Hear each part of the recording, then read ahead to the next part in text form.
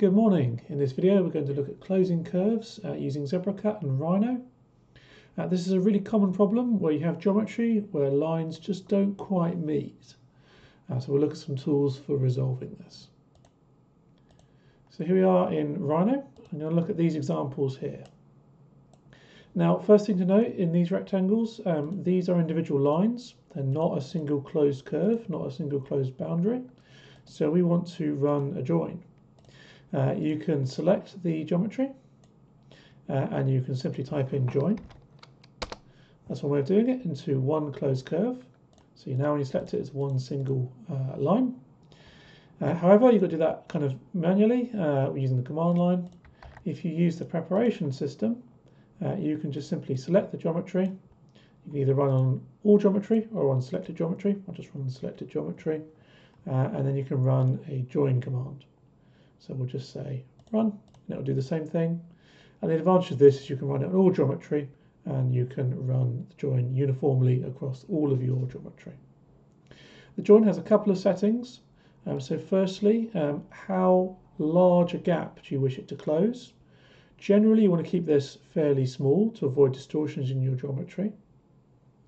However, if we look at this one here, you'll see there's actually quite a large gap here. So if I just perform the join as you might do, we'll just run the join, and you'll see it's joined, but it's actually not a closed curve. It's an open curve down here on the right. And if you wanted to check that, you could say report open, and it would say, hey, look, I found an open top level curve, and it would help you to show that. So you can use that to kind of isolate them if you have hundreds of curves across your geometry. Clear the layers to remove that. The join geometry will start to close some of these gaps. We want to find out how big that gap is, so we'll go analyze distance from here to here. That's 4 millimeters. So if we put our fuse distance to be maybe 5 millimeters, then we should get a close on that occur. So now we have a closed curve. So you can use join. The problem may be that may introduce distortion into your geometry. So generally you want to keep your join to be quite small and then use other tools for closing larger gaps. The closed curves is a really good one for that. So we might first run a join with a nice small tolerance. So we'll run that, and now we just have again one open curve.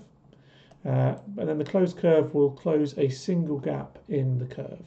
So if there is one single gap, the closed curves will resolve that for you. So if I analyze the distance between the start and the finish there, we've got about 45 millimeters. So if I have my closed distance to be about 50 millimeters, I should be able to close this. And you'll see it does close it into a nice closed curve. But where I have multiple gaps, you'll find that the closed curves just doesn't do anything. Number of closed curves closed, 0. So that's not going to work for us. In this case, you are going to have to do this manually, and you're going to have to use tools within Rhino to solve this. So the easiest way to do this is using the extend command. So on the Rhino command line, you just type in extend. You can change the type of extension you want to use. I suggest you just use line. And whether you want to join, and the answer is always yes, I think, for that one.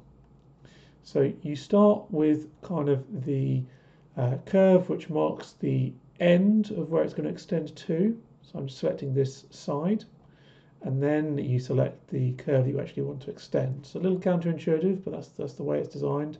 You have to select the curve which is going to be your end, and after that you select the curves you actually want to extend.